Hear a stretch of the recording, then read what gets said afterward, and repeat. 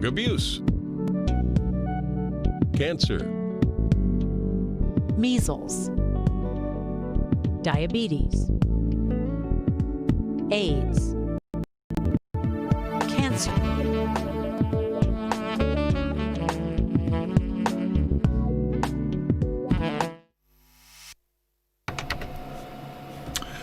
Good evening once again, folks, and welcome to Doctor on Call. We welcome our viewers of GBN Television Channel 7 and 11. It is our final Doctor on Call program for 2020. And this evening with us, no stranger, Dr. Sonia Nixon. And folks, there's we're in the Christmas season. We're not entering. We're in the Christmas season, and in addition to that, we've now gone back into what I call COVID season. I mean, it has always been here, but we've just had a spike in the number of confirmed cases, and so this is quite significant. And it will influence a lot of things as it relates to how we spend our Christmas holiday.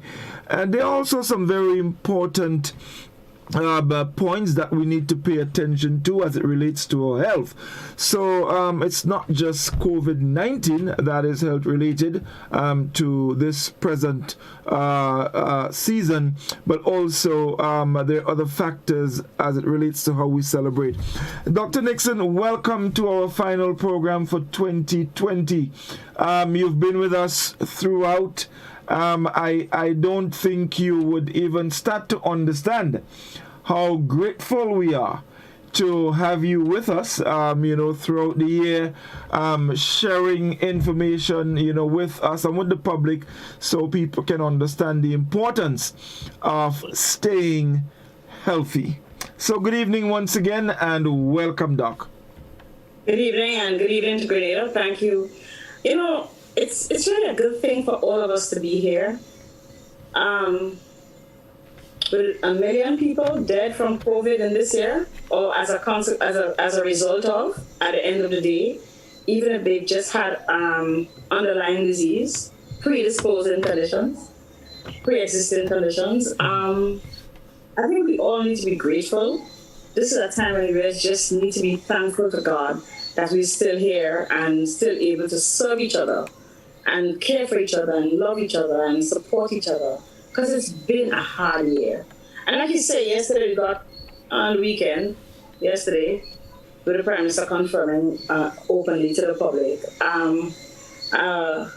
bad news. That it is bad news, but I hope we can take the bad news and make our lives better, because we need to be here next year. We need to all be here, healthier and happier. And the only way we can do this is by really taking stock today. We talked about this last week, about looking 2020 more than anything. We need to have clear vision as to what we're doing. I really want to appeal in particular to our young people to be responsible. I don't know that they understand how vital they are to our economy, to our lives. We don't want to lose our children. We don't want to lose our grandchildren. We don't want to lose the talent that the generation of young people have. The changes that we've seen in appreciation of technology, use of technology for development, for making people's lives better, regardless of what it is, right?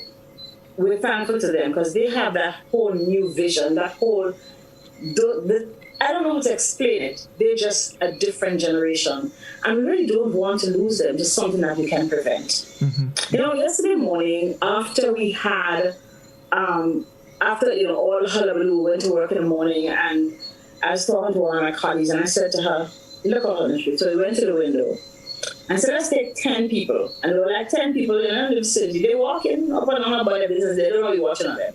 One person was, like the can say, one single person was wearing the mask appropriately, even when we had that kind of, and I don't think people understand. Remember, the original person giving 26 people or 34 people, whatever amount of people, a positive corona test, is only one person. And in a week, in less than a week, it's mushroomed so that 26 people tested positive. And there are probably people that we missed. Probably, I don't know. Right? But people take bus to go home. Right? So if you're a positive, you probably took the bus. Who's coming, who's on the bus?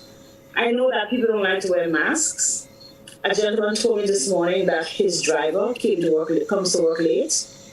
Right? Because every time the bus comes, he takes the bus to work. But when the bus comes, there are so many people there without a mask, and he's an older man.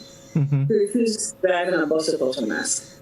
Right? The drivers are complaining that the police charging them and their passengers if they're not wearing a mask. And that's exactly why we're doing this, because we really want people to perpetuate. So I really hope we can give people, and that people will also accept, because I think it's the responsibility of the people in the health sector, especially the public health sector, and not just us. Your doctor, your private doctor, your pediatrician, whoever you go to, out of the government system, doesn't matter. That we share information with everybody who comes, because we have a moral responsibility to do so. Not just to tell somebody to wear a mask, but to tell them why they must wear a mask. To explain to them why we must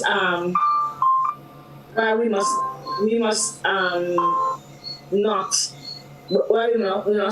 have coalitions and parties and getting on, and we talked about it before. We saw what happened in Jamaica after elections. We saw what happened in Suriname after elections. We saw what happened in Ghana after elections. We saw what happened in Trinidad after elections. That's because people get in crowds and they get all excited and they forget. And so as we come to the Christmas season, we want us to recognize that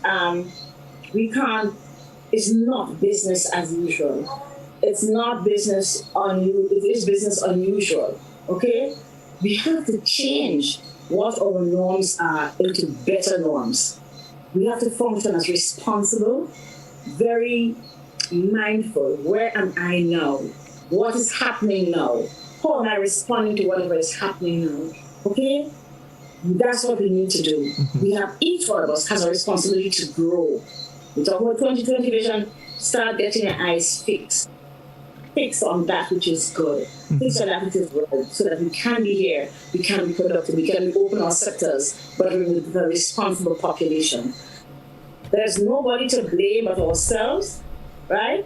And the government in the interim has responsibility of setting standards across the board for everybody, that it doesn't really matter who you are. If you're the queen, you come in here and you do this is what the rules are, else you have to go elsewhere. We have to set standards because we have to we only 110,000 people on a day when rain not falling, okay? And the truth is we have to protect our population, but our population also has to take strong responsibility for its wellness and its well-being. Doc, I couldn't agree with you more, because, I've experienced it myself. As I move around, I see people in large gatherings, no mask, drinking and mingling, and you ask yourself, are these people taking COVID-19 serious? Do they really understand what can happen? We just had the spike. We don't know if there are more. I'm hearing on the news this evening that health officials are a little tight-lipped about the pending results. Those who have not yet been given. Right. So we really don't know. 26, 34 new cases, and the bottom line, they are here. And I'll tell you what it is. Even if you're not affected physically by the present, you're not sick, you don't have COVID, there's just so much anxiety that it brings. When we get to a point where we understand what this is. So let's say Sonia has coronavirus. You know that I have coronavirus. You wish me well, but you keep yourself in your corners. Don't visit me, right? Wish me well, but understand why is it that I have coronavirus. I have coronavirus because I may have been irresponsible, I may have flawed. I see patients, so somebody might have come and you just don't know, right? So we are an at-risk population. But the bottom line is that you may know someone, but I don't want us to be stressed over it. I want us to understand all the more reason we all have to take care of ourselves to prevent this. Indeed. People need to be responsible. Understand the importance why you need to probably make that little sacrifice and avoid doing things that you do not need to do. Avoid going places where you do not need to go. If you don't like to wear the mask, then stay home. All the merrier. Enjoy your home. There is so much you can do around your house to keep you occupied and to keep you happy. Please do that, folks. It's very, very important. COVID is here and it'll probably be here for a while. I also don't want us to say, you have to do this. I want us to say, guys, we all have to do this, because I think sometimes people feel like we just thrust in these responsibilities that they don't know how to carry. It's really new, and I don't think some people understand it yet, right? So we have to keep teaching and keep sharing information one with the other. We have to keep supporting each other. Guess what?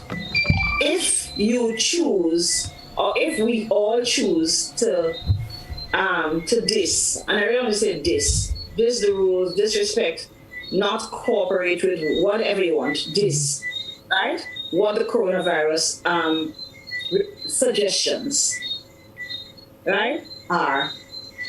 We should all understand that we have to. There are consequences. Your mother fried jacks and she leaves it in the cupboard, right, or the freezer, and she goes to town and she says, "Do not eat the jacks. If you eat the jacks, you're gonna get your tail cut."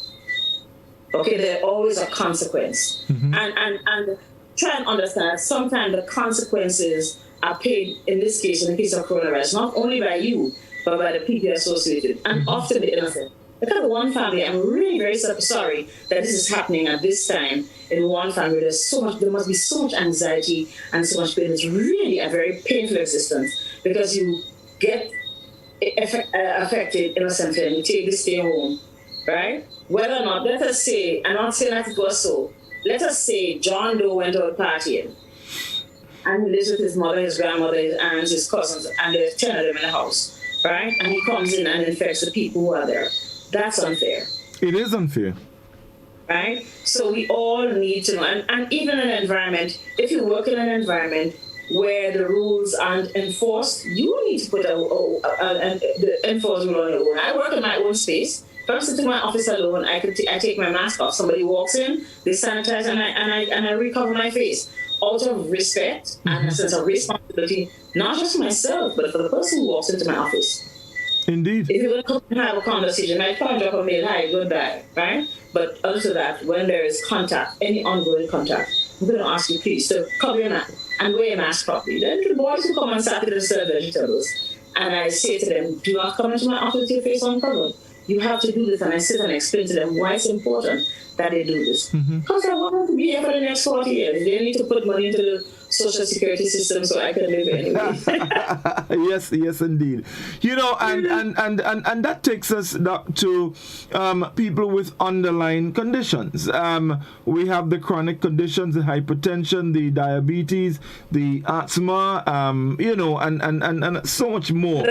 And these people are at a higher risk, than others. So it's important that we do what we're supposed to do. We are into Christmas, and in addition to that, folks, there are the excesses that we get involved in at Christmas time, the sugars, the salts, the alcohols, and all of that. And it is important that we pay attention to that. And Doc, I would like us to spend a little time, talking about this and explaining and reminding people the importance of being, steady-minded, and understanding, look, it's Christmas, but it is not an excuse to do things excessively and put yourself at risk. There is already a risk present that we probably don't even know how it's going to come our direction. So you don't want to add to that, because that would just increase your risk and put you in double trouble. So I want to spend a little time, reminding people. Last week we spoke about the vision, and there are a lot of things involved there, and I would like us to probably take it to a next level and extend on it so that we understand as we approach the end of this year and we prepare for 2021 the importance of ensuring that we are safe at all times. I agree with you. It's been a long year. It has. It's been a long year, a long end. And most of us don't remember what we did for this long year. We were in lockdown for the whole of April into May. And then we are in open up, limited. There was a lot of loss. Lots of access to care because, people couldn't go out. There's a lot of lives. We, like I tell you, how we grieve, right? Your dog there, I come by and drink a rum. Even the dog. Yes, indeed. Same old mangy dog you had in your yard for 20 years, but the bottom line is that it's part of your family. If your mother passes, God forbid, right? Or my mother passes. The bottom line is that when you lose someone, your friends come back. We weren't able to do that. And that's what provides our means of grief. And we didn't have that. We had family who died away. And we couldn't go for a funeral, or we just didn't bring the body. Actually, I went to a funeral in April. My cousin's mom, and none of them could come, right? And I got into this, went to the cemetery and was like totally lost, twilight zone. 10 people at the funeral, which was going to happen again. 10 people at the funeral, and I take the long way home, and I came and I stood under the shower for half hour. I was so stressed. And then I went to bed and just slept the whole afternoon. And the funeral was 9:30. It was crazy. So there's a lot of stress. You go to the people who live alone. You and your spouse live alone. The spouse dies. When you go home, you're alone in the night because nobody can come stay with you. Right? So there was a lot of loss and a lot of separation from the things that are social norms. Now we all have a responsibility, all of us, because COVID is the central point today. We all have a responsibility to ensure that all of us, stop COVID. And I remind people, as I remind them all the time, that COVID the virus cannot exist, cannot proliferate, it can't continue to exist if it's not in a living organism. In the case of this virus, it's in a human living organism. And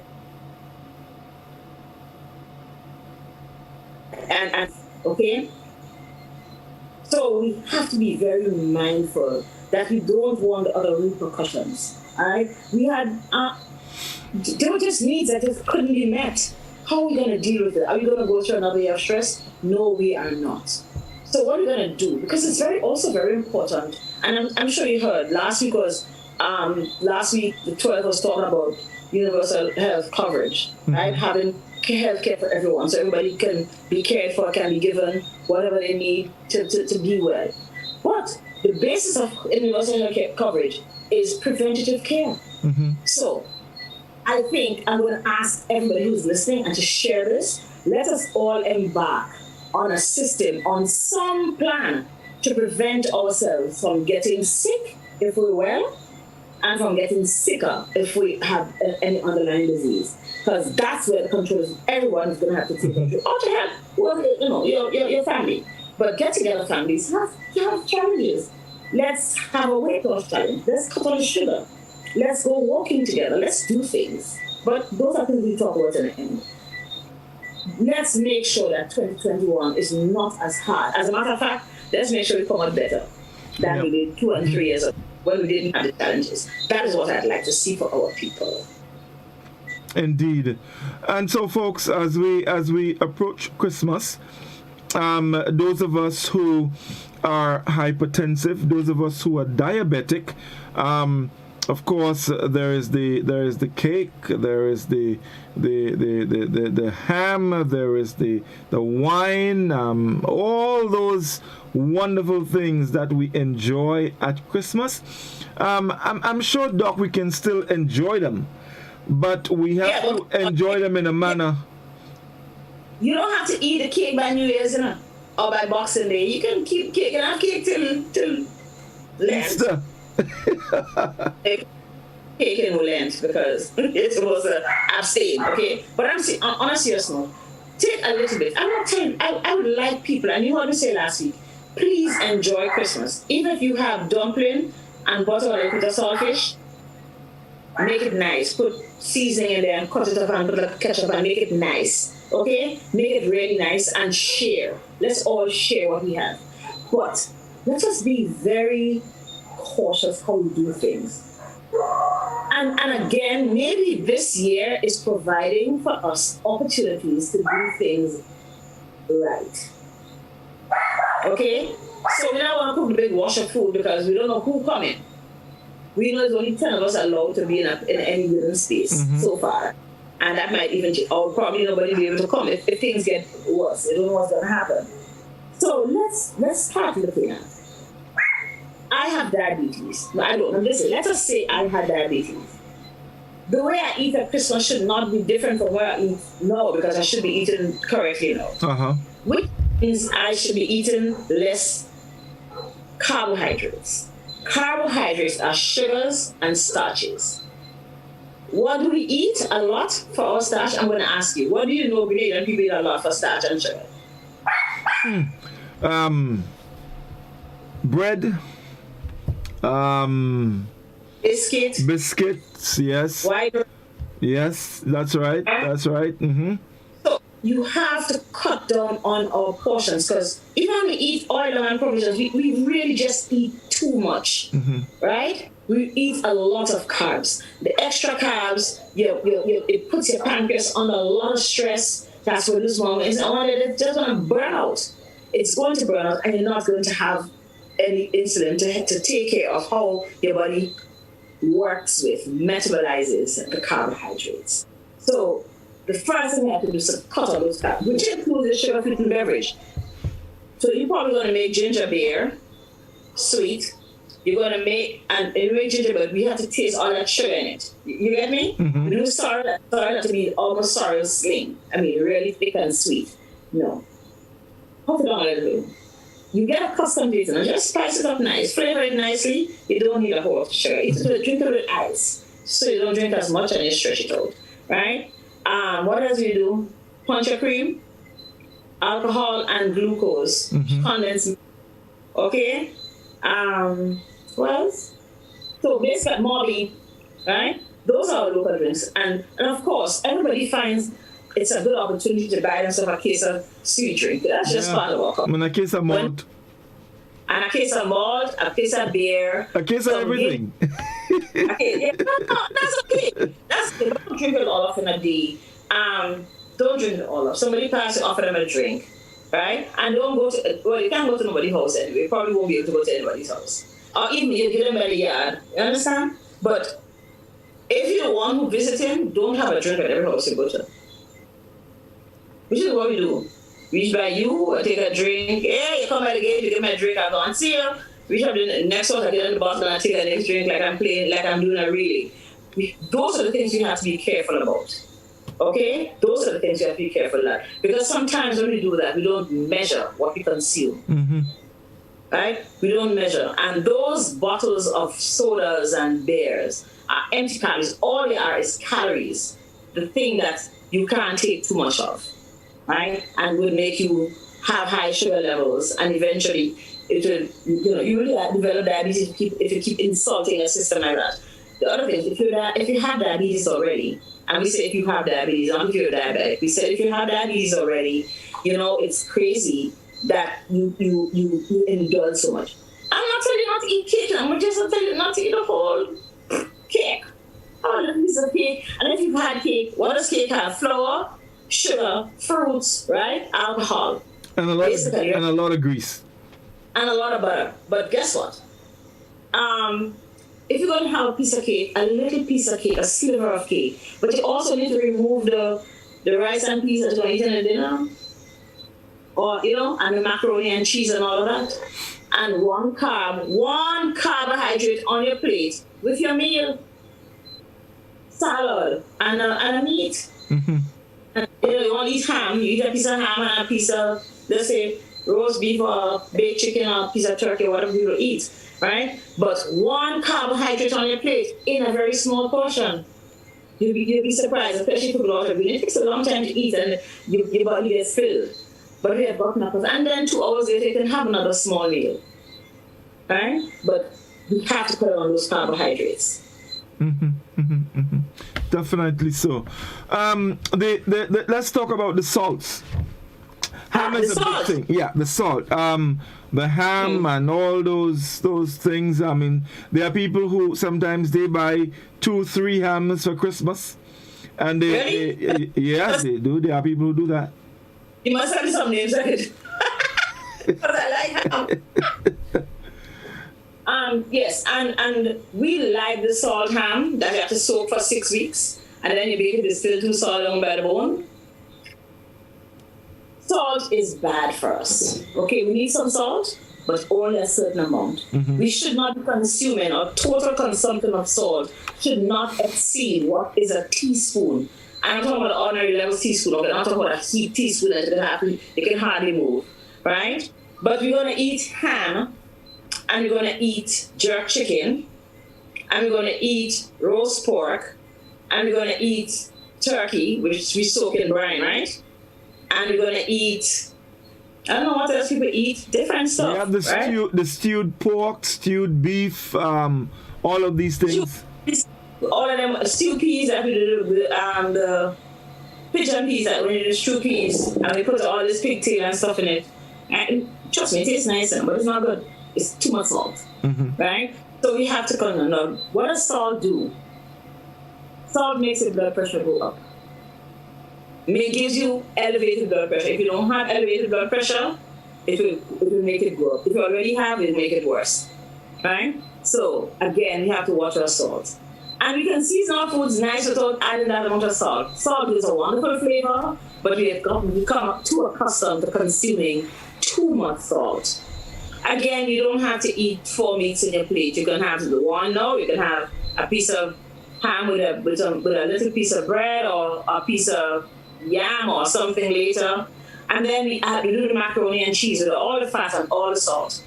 Because cheese is one of the biggest culprits when it comes to transference of salt into the diet. So there are a lot of things that we like, that we can like, but in very tiny amounts. And we have to change our recipes so that they don't contain so much salt. Okay, so so let's take a short break. When we come back, we'll chat some more about habits. Of course, and then we go on to the alcohol, and even some of the dangers that can confront us even while we're at home over the holiday season. So stay with us. We'll be back with you in just a moment, folks. Answer. Measles.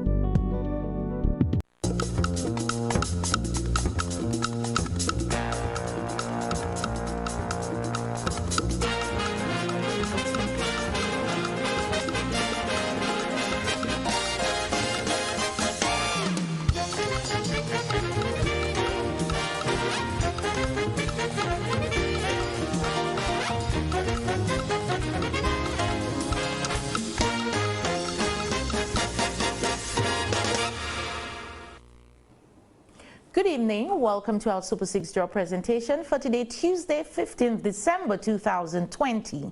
I am Deborah Hippolyte. Super 6 is a multi-jurisdictional game owned by Winalot Inc. and it's played within the islands of St. Vincent and the Grenadines, Dominica, Grenada, and St. Lucia.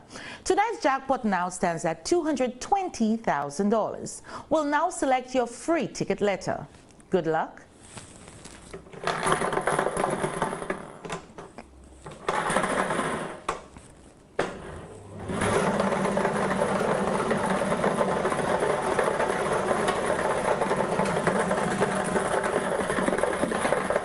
Ticket letter is D. Please stay tuned. We'll be right back with your winning numbers.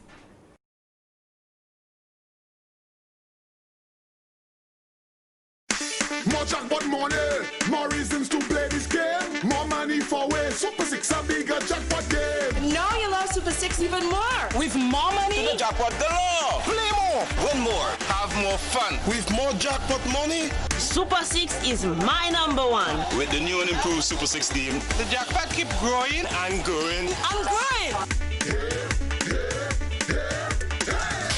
More jackpot money. More reasons to play this game. More money for way. Super 6 a bigger jackpot game. Super 6. Bigger jackpots. More chances to win.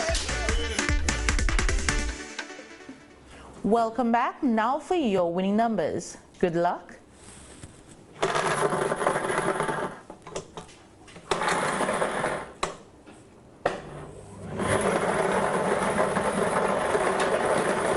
first number is 12. Second number 20. Third number 24.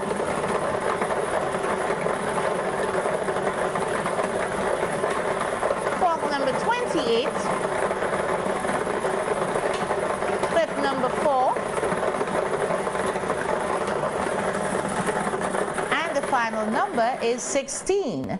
Again, your Super 6 winning numbers are 12, 20, 24, 28, 4, and 16. The free ticket letter is D. The Super 6 draw was supervised by an auditor from BDO. Please contact your relevant Central Lottery office for further information on the payment of prizes.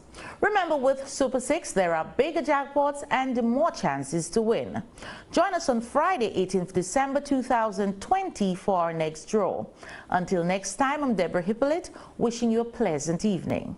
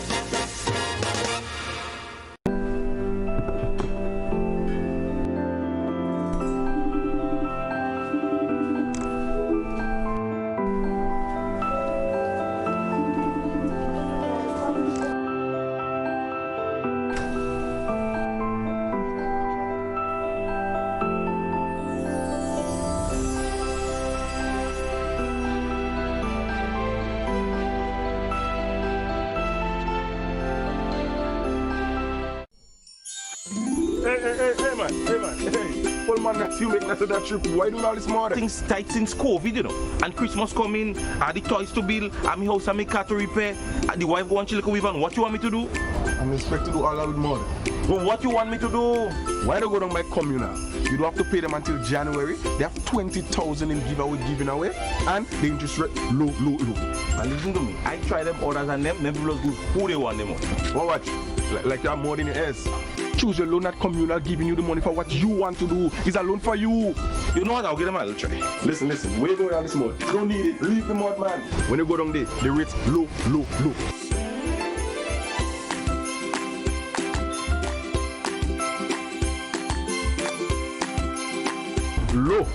Low.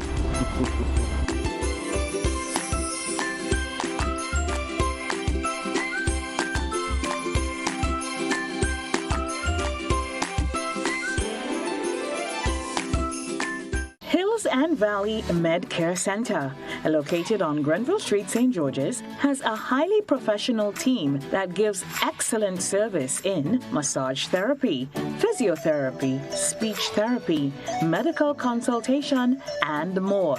Hills and Valley Med Care Center sells a wide range of medical supplies, offers home visits for patients in Grenada and Carriacou, and opens Monday to Saturday, 10 a.m. through to 7 p.m.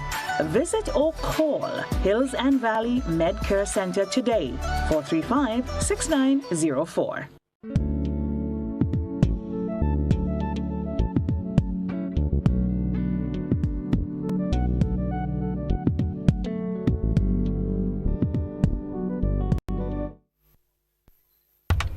Welcome back, folks. It's Doctor and Call. Dr. Sonia Nixon is with us. Doc, so we just before the break we were talking about the salts and so on and some of the dangers, and there's another issue that we hear about a lot. Usually around Christmas time, there are people who they feel well, look, I'm gonna take a drink, I'm gonna eat some ham, I'm gonna eat some cake, so you know what? I ain't going by the doctor because he probably might tell me, well, I gotta stay away, and then I can't be drinking and taking medication. So then I would hold up on my medication. When I finish, and Christmas over, then I would go back to it. Is that a good practice? Well, you can ask on the table. Right. It's a good practice if that's where you want to go. But that's not where we should be going. And I understand the frustration that people have when they would like to do stuff, but they have to take medications otherwise. It's a tough choice, but sometimes it's the only choice. Mm-hmm. You have to decide whether you want to stay well and live, or you're going to drop off the medication and get ill. What we actually see from around now into February is an increase in admissions to the hospital from people whose hypertension and diabetes and become decompensated. Often decompensated because their pressure is extremely high, at risk for developing strokes, and they're all getting heart attacks, or sometimes already have a stroke and a heart attack. Or the diabetes is their sugar is so high that they go into coma, or they have other forms, just ketoacidosis, or whatever it is, right? Because the sugar and the pressure sort of controlled. And so I want us to just step back to sugar, to salt. Mm-hmm. Because what happens, there are a couple of things that happen to us when we have uncontrolled high blood pressure. One, we can have strokes, right? Because, like I said, if the rain falls heavy and the blood goes the water goes into the reservoir very heavy, it's going to break up the valves in there. Mm-hmm. Same way, when the blood pressure is high, it damages the heart, right? And it also damages your brain. You can have those leaking vessels, those pipes break, right? And you get a hemorrhagic stroke, which very few people recuperate from, or if they do recuperate, they remain with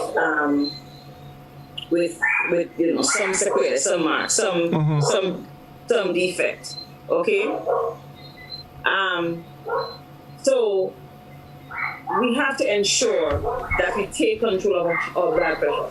What readings do I have to have? 120 over 80 maximum. So the top blood pressure, and listen carefully, because your top pressure, regardless of your age, should not exceed 120, or you have elevated. If it goes to 40, you already have high blood pressure. Your bottom pressure should not exceed 80, right? Regardless of your age. So, she already, it's 160. No, 160 is not normal, okay? It's high. Except if you have diabetes. If you have diabetes, your limit should now go lower to 110 and 70. So it means that you have to practice even more stringent behaviors if you have diabetes. Your sugar should not exist, because those diabetes on its own damages the blood vessels, especially the small, what we call the microvasculature of the eyes. And you talk to Dr. Matthias. About all of that. It goes and it damages all the piping, the piping that goes right on to the end. Right? So it's not the main pipes that come into the house, it's the ones that in the shower and the ones that you wash your hands, they break up. And so those instruments, the shower can't function, your eyes can't see anymore. You can't feel in your fingertips, right? That's what diabetes do. But think about it. If you have that insult in the blood vessels, plus you have hypertension insult in the blood vessels, you got me? That's really compounded effects of blood sugar on your vascular system, those pipes that carry the blood into your system, and putting you at greater risk for heart, especially diabetes together with hypertension increases your risk for having heart attacks. And often those heart attacks are not the type you see in the movies. Oh no, silent and you're gone. I don't feel so good. You lie down and you're dead. It's a heart attack. Okay? So I'm asking people to start looking at what are my readings. You know, buy yourself a gift. Christmas, keep the money, buy a blood pressure machine, one of the electronic ones, so you can check at home. I'll give your grandmother or your sister or somebody, if that's what you think. Give them something that will give them life. Okay? So controlling your blood pressure is very important. People who have medications to take, I'm going to beg you, especially because the kidneys are so very badly affected by high blood pressure, you really need to ensure that you protect them. And some of the medications like the sartans, telmisartan, losartan, irbesartan, right, and the others, right? We don't use valsartan anymore, that's been off the market for a while, but losartan, those medications give some protection to your heart. Other drugs like amlodipine, nifedipine and stuff, they also give some protection. Sorry, your kidneys, right? Protect the kidneys. So take your medications because it's not a matter of just bringing your pressure. It acts on the organs and makes them function a whole lot better. So I'm going to ask people who have high blood pressure, please be very, and stay from the salty food. Just cutting on the salt alone does enhance your capacity to control your sugar. Of course, we talk about exercise a little after. Right, definitely. Then you spoke about the diabetes. We talked about the diet early, what not to eat. But take the medications. And I like my patients to enjoy what's happening in their family socially, but we talk about what you exchange, right? You have to, if you know you can't control your drinking, don't have that first drink. You cannot have that first drink if you know you're going to have 2 and 3 and 4. Right? Because one drink gives you at least 200, 300 calories, depending on what you have. Okay? When you have that, and you have 6 of that, you already surpass the energy consumption for the day. Plus, you eat the big bowl of rice and peas, and the stew peas, and the meat, and the this, and the that, and the other thing. And drink 3 glasses of water with that. And you got me? And of course, you have to have sorrow that lays to the rum again. So be very, very careful. Right? And you can have one thing today and another thing tomorrow. It's 2 long weekends. Christmas is a Friday. So we have Friday this Sunday, and we're going to have Friday, Saturday, Sunday the next week for New Year's. So freeze some of the food and cut it up in small bits and have. And if you think you cook too much food, trust me, there are people out there who ain't no food. Sure. So we have to share. And we are going to have to share because there are people who really will not have.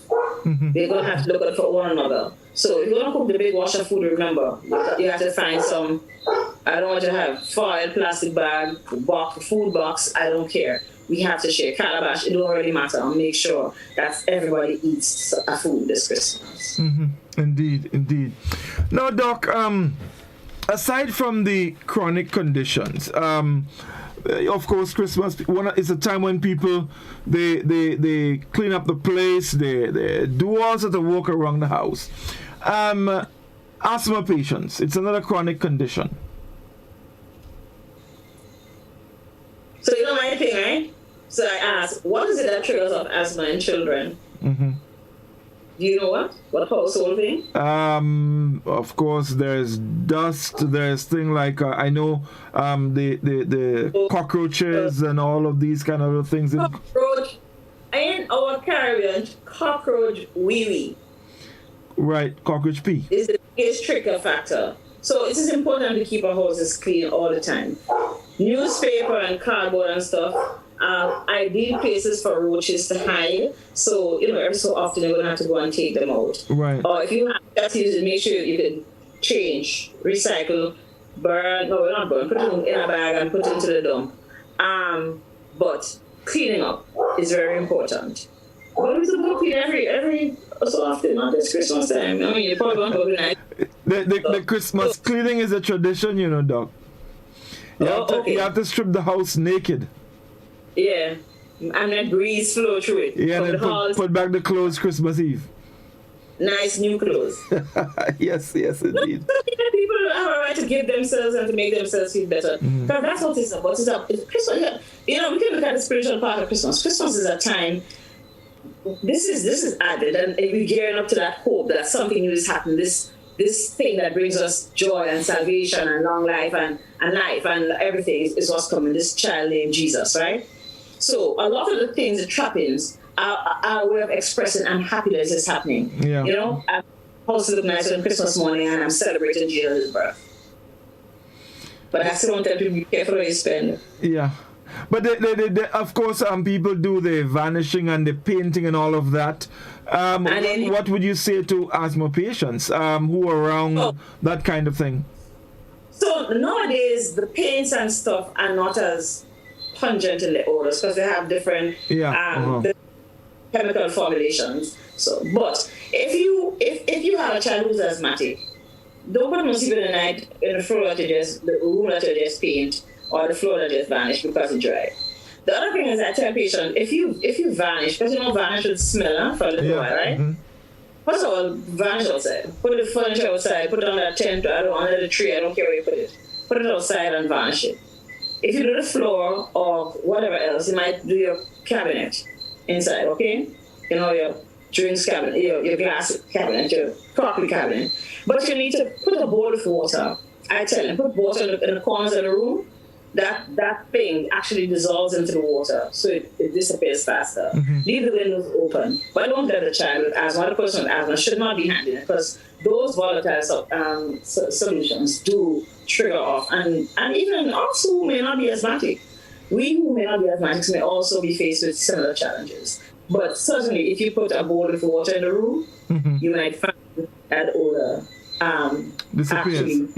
It actually, when you smell the water, it smells of the thing that you have. Right. So it disappears. The water, put it in night, change it in the morning, change it in the evening, change it so that you get, it can absorb as much as possible. Right. And don't do everything one day. You do one room this week, you do a next room 3 days time, and so. So start early. Yeah, start early. If you're vanishing, you should have done vanish already. Today is the 14th, the 15th. Mm-hmm. Now, also a lot of people love their Christmas lights, and I am one. I'm guilty of that. I love Christmas lights. If I would spend all my money and buy Christmas lights and just decorate. I love it. And then you bring like rest in January. Yes, but as it relates to safety around the house, the putting up lights, there's some measures of safety that you should pay attention to. Especially when you're going to put them high up, like around the outside of the house, you climbing ladders and stuff like that. The dangers involved in doing that, because accidents do happen. Right, and sometimes the male in the family feels responsible to do that, right? And he climb up on a window and he swing up on top of the roof. Yeah, but then sometimes the drainage pipe, that we'll be very careful. We got to have a ladder. So somebody's holding on to the ladder, right? And guess what? If you can't go up, you just can't go up. You're not going to die because Christmas is going to be over on the 20. Well, I'm Catholic, so it's going to be over on the 6th. But seriously, you have to take into consideration those things because we can have injury, and we can also have injury from electrocution. Right. Right. So you might have lights that have been there from last year. You go through them with a fine-tooth comb. Make sure that there are no breakages in them, right? Yes, we use the lights are probably 110, so you have to use a step-down transformer, but still, it may be a child playing with the lights or hanging. The other thing is, although we don't really use a lot of real trees, some people still get their pine trees. Pine is oil. Uh-huh. So if your lights get too hot or you have a broken light and you have a short circuit, your house can burn down a lot. That happens a lot. Happens a whole lot. Mm-hmm. In countries where they have winter, for example, you have to heat the house, and some people use their boilers and their heaters, which is in the basement. In the winter, they don't clean out all the soot and all the stuff, especially this oil they use, right? And then people lose their homes in the winter because this boiler with all this soot that's blocking can't eliminate its exhaust, and it goes up and burns your house down to the ground, mm-hmm. right? So we don't want that happening. We don't want people forgetting things on the fire. Right. Well, actually, you preempted me. I was just going to ask about, because a lot of people, they like to bake at nights. So they get home from work and they go and bake and all of that. And there's a possibility of falling asleep and forgetting something in the oven or on the fire. Yes. So when you're going to do that, you should really use a timer. Right? Put your alarm, or your phone, put your alarm on. Make sure, even if you're awake, just make sure it's going to be there for 3 hours. Make sure it's on. And then, of course, remember how you can cylinder to buy extra one because you know how gas like to burn when you do it. Special things. But seriously, you put a timer. Use a time for goodness sake. Or you do it, you give, share responsibilities in the household. I'm going to start to cook. I'm going to start to do this. I want you to watch this. It turns off at 11 o'clock. Mm-hmm. Right? If you don't think you have responsible family members, you put your alarm on and you get it done. Make sure that the stove is properly lit. Make sure you know how to light the oven because you don't want anybody injuring themselves because they leave the gas running too long before they light a match. All of those things. So it's very important. Also, remember, little children are very curious. And so they have 3 and 4 pots and they come and they hold on to the thing and they want to climb up on the stove and they get burnt and stuff. So keep our children out of the kitchen because we really want them to be here next year. Right. And folks, we're talking about Christmas, but if you listen carefully, you would understand how accidents and maybe a little carelessness can seriously impact our health, our family's well-being. It must be severely traumatic to have any injury happen in your family at this time when we really want to focus on festivities and sharing. And like I said, we've been so isolated, right? We probably can only come together as families in this Christmas, but we want to come together for good things, right? And Christmas is really a good time to take stock and to you're covering the pot, but you're making sure that what's in there is good, right? End of a long year. In a week time, we're going to be facing the new year and all the challenges that we're talking to people about. The other thing, if I can go on, we talk about medicines, and that's why we started this part of the conversation. Remember, if you have a doctor appointment, you still have a doctor appointment. Christmas or no Christmas, keep the dates, okay? Not a lot happens between Christmas and New Year's. But if you haven't gone, go. Get your sugar checked, get your stuff. Right? I'm going to ask all people with diabetes to get accustomed to checking their own sugar or somebody in the house. Machines are not very expensive, and these days, you're really trying to negotiate so that the strips are not very expensive, right? The pharmacist will recommend to you which they think is most efficient, right? To have your sugar monitored, especially if you know you're eating a little, right? So you can gauge yourself to come back on track, right? Because you might go and eat and you didn't really think that you've eaten so much, but try and engage yourself and come back on track and make sure that everything. So check your sugar. Go to your doctor. Stop your medication before the holidays. And make a promise to yourself that you not end up in hospital not this Christmas, not the next one or any other. We have to spread. Drinking and driving. Right. Well, we know that our young population has had an increase and a severe and unfortunate increase in their whole consumption of alcohol. And not just alcohol, what they drink. They drink strong liquor. Namely, you probably know better than I do, but I'm going to do the academic part of it. Well, we drink Jack Iron, which is to be, we thought Jack Iron and Mountain Dew was bad, but then they have Barbash, and they have things like Woodman, and we have a lot of strong alcoholic drinks. Over 70% alcohol content. So not only is it going to make you drunk and stupid, it's also going to do damage to your brain. Women who are pregnant, just watch the alcohol and wish it well, okay? Let's not put our children's brains at risk while, especially, and maybe that's why women shouldn't, you don't even know if you're pregnant, right? And if you're not pregnant, that's okay, but you also have to make sure that you're not too drunk when you get pregnant so you can figure out who you slept with, right? And other risks that comes with being so inebriated that you don't have any inhibitions. So, you want to be aware of everything that you do. So you don't put yourself at risk. You don't go driving and can't drive. And the roads are really terrible. That's probably a good thing, but it's not always a good thing because some people defy the fact that the roads are terrible and they still drive fast, right? And we don't want to lose anybody. Nobody wants to lose their family or even to have their families injured severely or otherwise. It's just too much on us. We really have a lot going on, so people are going to have to act.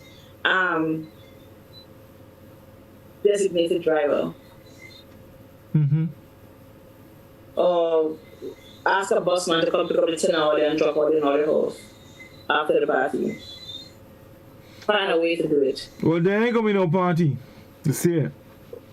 Well, that's true. There's no party. Mm-hmm. But Doc, what about the promiscuous behavior? There are people they have the tendency to get a little out of hand at around festive times, and there's some danger there. Let's talk a bit about that. And it's often related to consumption and peer behavior. Everybody has wanton lifestyle at a time. There's no boundaries. You know, you're being told by the traffic people to navigate. If you're going to drive from Observatory to Redgate, right? You must figure out, where am I going to drive tonight? Am I going to drive through St. Paul's? Am I going to drive around the back, right? Around Springs and go through, right? What will happen if I drive in St. Paul's? How long is it going to take me? What is going to be happening on the road? What is likely to be happening on a Tuesday night, right? Or if I go to Springs, it might be a little longer, but it might be, the road is easier on me. So let me see how I'm going to do this. In the same way, when you're going to go out, you have to navigate, you have to plan. Mm-hmm. Where am I driving to go? But then when I get there, what is likely to happen? And you have to be aware, be very mindful of the current situation. So let's say I went over to your house. It's Christmas Day, right? I drive the 5-10 miles, whatever it is. No, that I'm not driving, okay, because I like to be on the road. So don't invite me, bring my cake. But I'm saying I come to your house, and I probably won't be able to because we come from different households in this COVID time. But let's say on a good day, I come to your house. I need to know that I need to drive back. And I'm probably going to be driving back at 10 o'clock in the night. And everybody on the other side of the road is probably going to be high. I must make sure that I'm not high. Mm-hmm.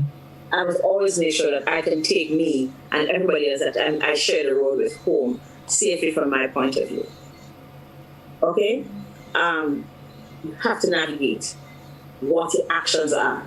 And it's called being responsible. Mm-hmm. It's called being mindful. It's called being aware of what your environment is. You go in, and everybody's smoking weed or they're doing whatever, you turn and leave. My friends used to teach me because I don't drink. And I remember going out and they all drink. And everybody order Roman Coke, whatever they order. And then I remember this guy, we go to this nice place where they say, just and chat and stuff, right? And I drink apple cider. And this is big old American school. And the waiter came one day and asked what I was having. I said, well, I'm going to have an apple cider. Mm-hmm. And I was the last person of 6 of us to order. I said, that's what I mean. I mean, I'm an apple cider. All the friends, and I said, I have an apple cider. And I remember the first week, one of the guys said to him, yeah, I'm bringing an apple cider for this one in a nipple bottle. Oh boy. Right? And I wasn't even driving then, but I don't drink. Right? And I was the youngest person in the group. I don't want any alcohol. No, thank you. Right? Mm-hmm. The following week, we went back hanging out. And after them teaching me for like, 4 or 5 weeks and realized I was unrelenting, when the guy came and said, the guy said to her, hey, did you hear what the lady said? She said, you'd like an apple cider. Mm-hmm. Would you like it with ice? And that was it. So sometimes we have peer pressure that makes us, but we need to figure out, who am I? What can I do? How would I withstand this? Who's driving me home? Right? Nobody's driving my car drunk. That's my rule. No one is getting behind my wheel and driving me drunk. Mm-hmm. Mm-hmm. If they do that, I really don't know. And I'm not driving anybody who's drunk. Mm-hmm. But also, people, when you're going out, it probably might be a good idea to choose your company. Because, yes. You may go somewhere and you get to a point, look, I'm ready to leave. And you just can't, because the people who you're out with, they figure they haven't even started as yet. And that can create problems and tensions. Yeah. Even to go to your family's house, you have to know, what are my limits? How am I getting home? Mm-hmm. Right? Just somebody going to figure out how much am I going to eat. And I don't want people to stress themselves, and I want them to be responsible for themselves. That's right. So you navigate and you're going to say, okay, what's on this table? Oh my God. I had a girl from England today. It was just a clip somebody sent, and she's British but of Jamaican extract. And they asked her, this is in London, and the white host asked us, what do you do for community? She said, "Me, I'm Jamaican. I'm going to my family house. They're cooking, and I carry all my containers like food." Right? So you might want to take some extra home. You want to have an extra bear? Take it home with you. Mm-hmm. So you're lying in bed, you can have the extra bear. You know, you can have a bear. But we just really have to be cautious. And again, put into the context of coronavirus, you don't want to be in a state where your body cannot resist this. Right, okay. So, folks, it is just about 22 minutes under the hour of 10 o'clock. Our telephone line is open. You can give us a call if you have any questions. If there's anything that you're not sure about, you have some levels of uncertainty about something, you can give us a call. Doc is here, and you can ask your question. Also, if you want to make an appointment or to go to see Doc, she's at Bruce Street Mall. Doc, correct? Yes, at Bruce Street Mall. Right. Yeah, she's at Bruce Street Mall, so you can go on the second floor, first floor. Second floor at Bruce Street Mall. You can go visit Dr. Nixon because remember, she won't be able to heal your ailment on the program.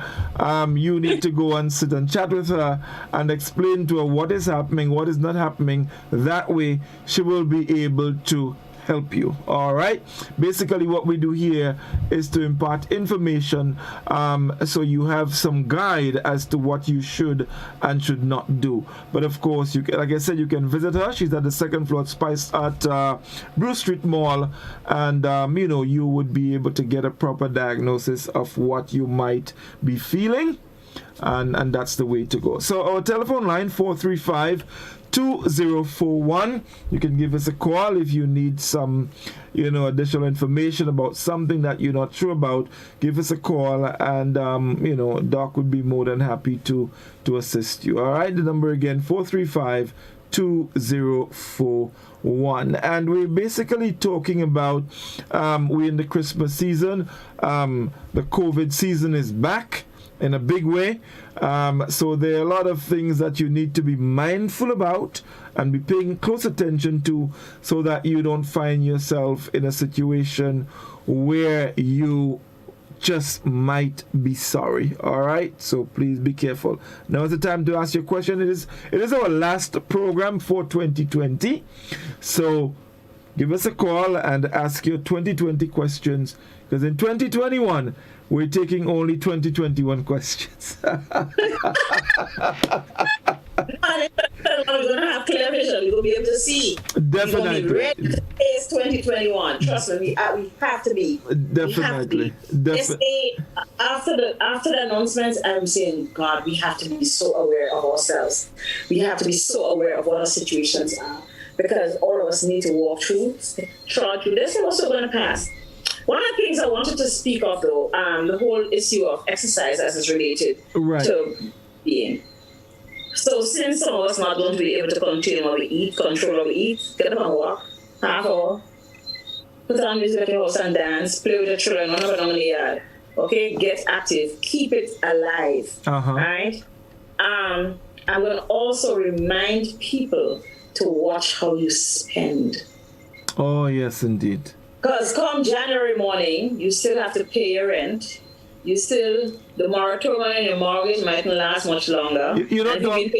Doc, the common thing is that January is a long month. So because you get paid since the 15th or the 28th of December. Mm-hmm. And it's a long month without even when you don't do that. January, we say January is 2 months. Okay, so it's hard. Mm-hmm. And then, children go back to school and a lot of new things happen. Children who are going to SG will be starting studying and all at that time. So there is a lot. Please be careful with your finances. Do not buy anything that you don't need. That's right.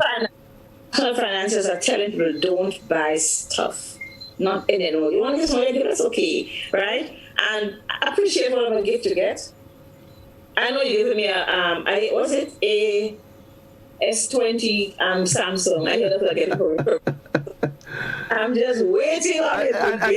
And the folks who, you know, the folks, there are people who usually have the little gift exchange at work and everything like that. You know, decent about it, but be cautious with your spending because money is scarce. Okay? And we don't want to have an added source of stress. That's right. Mental health, don't forget to take care of that. Right? It's been hard. It's the end of the year. December is the hardest month for me because it's when I have had a lot of losses and I've really been navigating and trying to stay alive. So, I kind of holding it tight and it's gotten doubly worse because something has happened. But I want to be here in January and I want to be able to impart whatever I have to impart with my fellow Grenadians. And so I have to, I really have to hold it down. So, and I called somebody. I was so bad when I called my friend and said, you need to come, I need someone to talk to. And we reached and we sit down, we talk, but guess what? By the time we finished talking, I was giving jokes. Right. Yes, indeed. If you can't manage food, call somebody and ask. And if you think your neighbor is too proud to ask, by all means, let's share, okay? Because we all want to eat nice food at Christmas. That's just how our culture is. So we really need to look for your spiritual life. It's also very important that you're a bit centered. Don't get lost. Very, very intimately related to your emotional life, but make sure, I'm not going to tell people where to go to church, which religion to follow, but we all know that spiritual centering is very important. So because you're out there partying, well, as far as COVID will allow us, and doing stuff, don't forget that you still need that spiritual centering so that you can return to a place and be in a better place to take yourself forward. Okay? Be thankful that we're here. Be very grateful that we're here. Be grateful that if you have a job, and be grateful even if you don't have a job and you're still alive, because maybe you don't need to be there. I've seen some people have very great outcomes. 2020 has changed lives, and people have been very sad and they lose X, Y, Z, and I said, nah. Sometimes you get rid of things that are not good for you, and they fall into better fortune, right? It's also time for us to upgrade ourselves. There are lots of free education. Oh yes, definitely. Because those things been there a long time. It's just that now they advertise a lot more. Go on the sites, learn something new, And there's a lot. I mean, there's so much, so much. Learn to fix bicycle. Learn how to do something that nobody else does. Right? Grow. Right? Learn how to cook Indonesian food. We cook one way. Do something. Be new. Right? Doc, you made the point. A lot of times we focus on the things that we want and we forget to give thanks for what we have.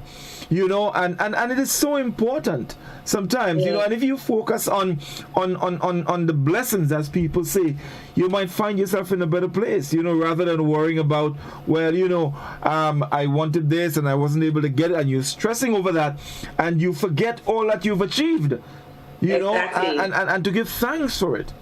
And to be grateful. To be grateful for whatever, and we kind of need to get to a point where we eliminate that intimate relationship, that almost incestuous relationship with things. Things. What kind of car you drive? What kind of hairstyle? What color nail polish you wear? Where you get your nails done? Where you comb it? Who does your hair? Where you get that weave from? What kind? When you're changing your car again, you live in X community, come, when you move up there, you get in ahead. Guess what? Let's forget those things. The really few things that we really need, all the rest of it is noise. Let us not be distracted by the noise. And let us really be centered and grateful, because if you're here today, you did good. Because It's been a very, very difficult year. Even for those of us who walk around and smile like nothing gone. Doc, we're getting close to wrap up, but an area I want us to just touch briefly before we wrap, that of relationships. And let's start with family.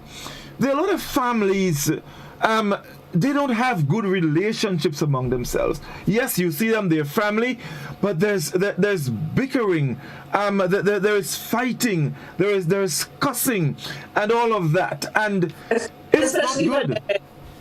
Especially for things that dead people leave. You know? But why can't we understand the importance of family, and especially at Christmas time? It is a time to share, it's a time to love, it's a time to do all of those good things, you know. Yesterday last evening, I happened to hear of two sisters, adults, fighting. One got their head bust open, you know, and the kind of words you hear coming from their mouth. Vitriol. Yes, it is unfortunate that these things happen. And at a time like this, Christmas, a time when we should be happy, a time when we should be joyous, a time when we should be sharing and living like real family ought to. We are not doing that. So I'm gonna, let there be peace and let it begin with me, right? Let me bring love, right? Sometimes the other person is going to accept, but that's your vindication, right? Where there's injury, let me bring pardon. So you might fight and cuss. Last week there was, we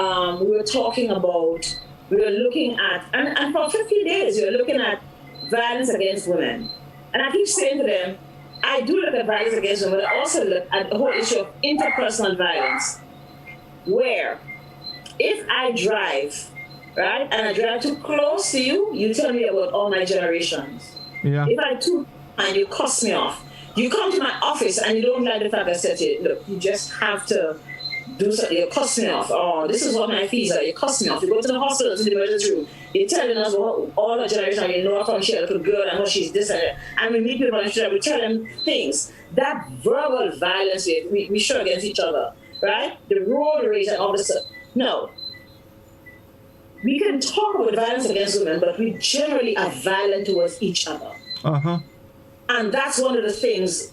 So, you talk about the sisters, and in family, we are generally violent to each other. It may not be physical. I may not take up a knife, I may not take up a cutlass, I may not take up a broomstick, but there's that violence, and it means that each one of us has to make peace start in front of you, within you, right?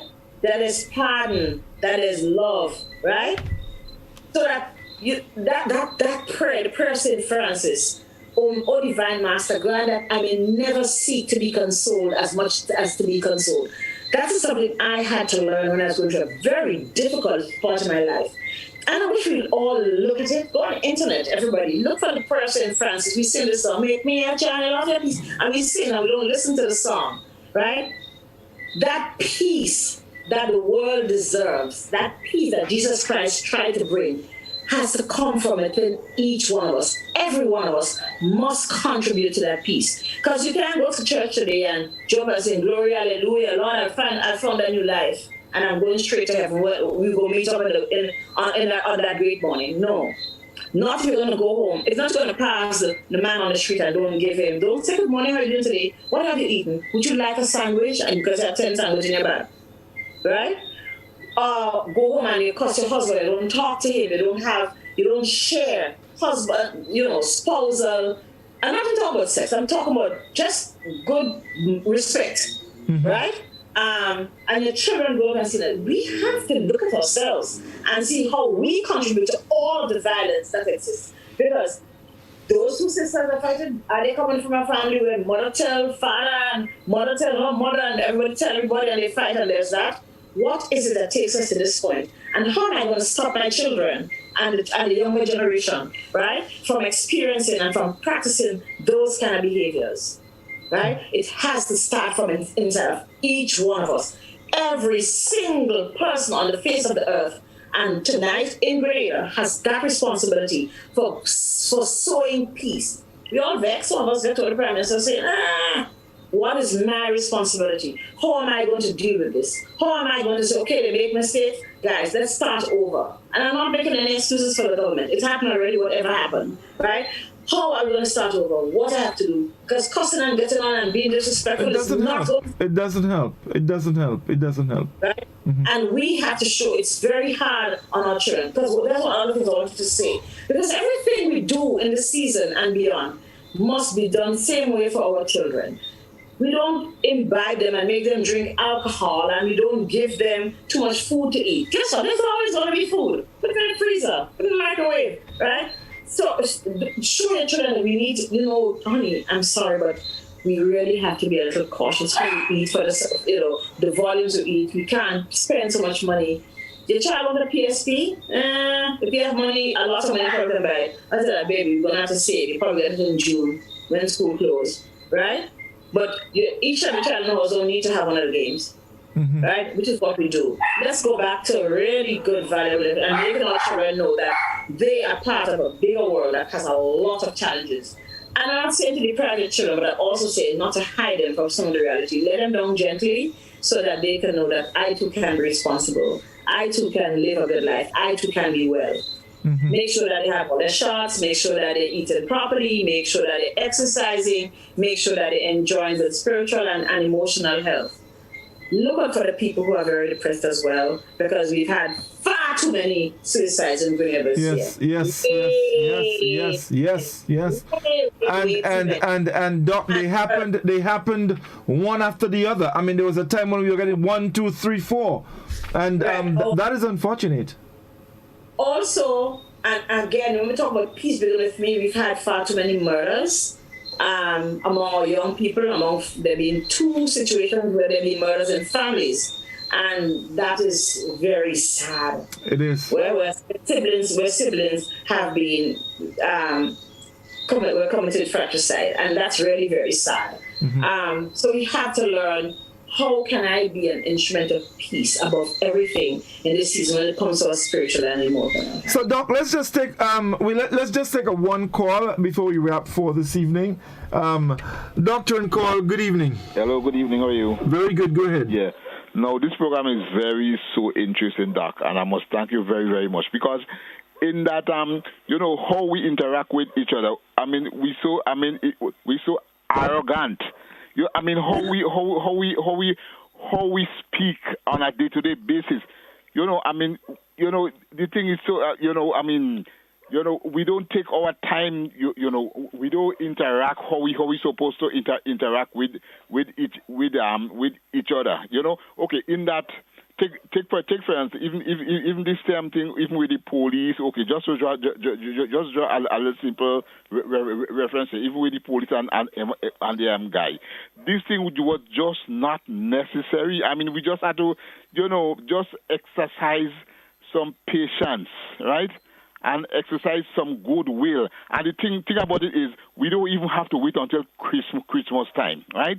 Year round, throughout life. Right, we are supposed to adapt that sort of attitude, to that attitude of goodwill, because this is what life is all about. I mean, I should thank you very, very much. Very good program. Thank you a lot.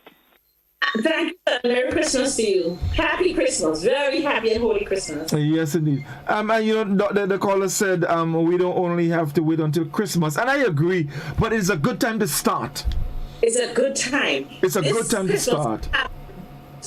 We need to implant a lot of goodwill. Yes, indeed. We need to wish people good things. We need to give people out of our goodness, right? And not have a lot of money, because trust me, we never make a lot of money this year. Nobody really did, but some people did, but they don't live on this side of the world. That's right. But have to impart goodwill and open our hearts to see where there is need and who we can help. Because that is what is called for. It's hard for some people. It's really very hard on a lot of people. It is. And I'll tell you, folks, there are probably those among us who think, we have it really tough and life is difficult. But I'll tell you what, if you think that you're having it tough, just stop for a moment and think about someone else. It just might be tougher on someone else. So all the more reason, even in difficult times, to be thankful for what is available. There's a saying, let's be thankful for small mercies. We just don't know. And sometimes we sit and we hope that a miracle may happen. I'll tell you what. What really is a miracle? You are the miracle. I am the miracle. and you have to make it happen. Don't sit and wait and hope that something's going to fall from the sky. You are the miracle. So you get up and make it happen. And it may not be something big and significant, but you might be surprised how, as a gentleman from St. David's would say, Mr. Bartholomew, he would say, a little toops can make a difference. One little toops can make a difference. You might be surprised to know how far a little toops can go. Doc, we're out of time. Well, it's been a pleasure working with you this year. I'm going to cry. I really wish for everybody who's listening tonight a very happy Christmas time. Let's forget the negatives of COVID and think, what are the positives? It should make us more disciplined. It should make us more self-aware. It should make us more responsible for each other. So I must wear my mask over my nose and my mouth at all times when I'm out. Once I leave the room where I'm alone, I must wear my mask. I must wash my hands. I must stay away from people. I can be equally kind, but I must do this because I think that's one of the greatest gifts you can give, the gift of life. Let's not take away each other's lives. I'll tell you what bothers me. What bothers me is that, like I said earlier, this is a time when a lot of people end up in a hospital because their diseases, especially their chronic diseases, become out of control. Okay? But if we have a mushrooming of COVID cases because people are going to be acutely ill, our hospitals don't have all those beds.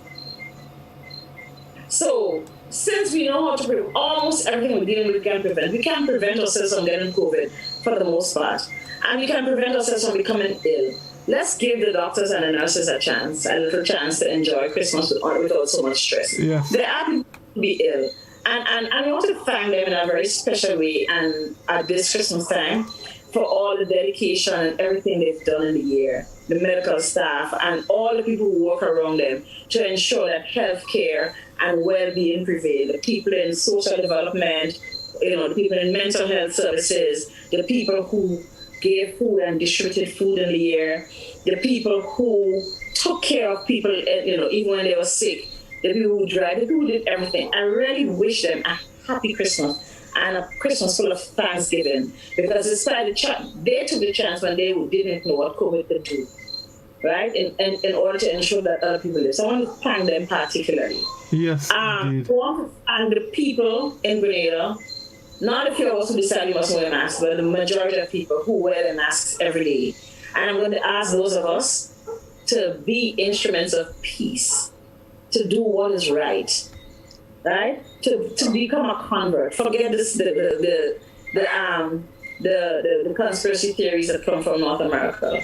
There's certain people that I'm not afraid to say did not have no COVID, and when I say that COVID. If you're infected by the virus, even if you get treated and you get well, you cannot interact with the public for 20 days.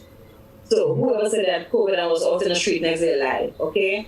But I want to thank the people who have worked hard here and in the diaspora and everywhere else, whoever is listening. Thank you. And let us make sure that we give to each other the gift of peace and the gift of life by being responsible. Let us be responsible for our families, our friends, our children. And above all, let us be responsible for ourselves and make sure that this country will ahead. Have a very, very, very happy, peaceful, and safe Christmas. And we'll see with eyes wide open 2020 vision in the new year. God bless everybody. Yes, Doc, thank you so very much. It was such a pleasure. I've learned so much. As I told you before, I don't think you will ever understand how much we appreciate, you being here, Tuesdays after Tuesdays, sharing information with us, so that we can be better individuals, health-wise and otherwise. I want to thank you again from the bottom of my heart. Thank you, thank you, thank you. And I wish you a very Merry Christmas. And I'm so looking forward to being here again with you in 2021 as we continue to educate and inspire people out there.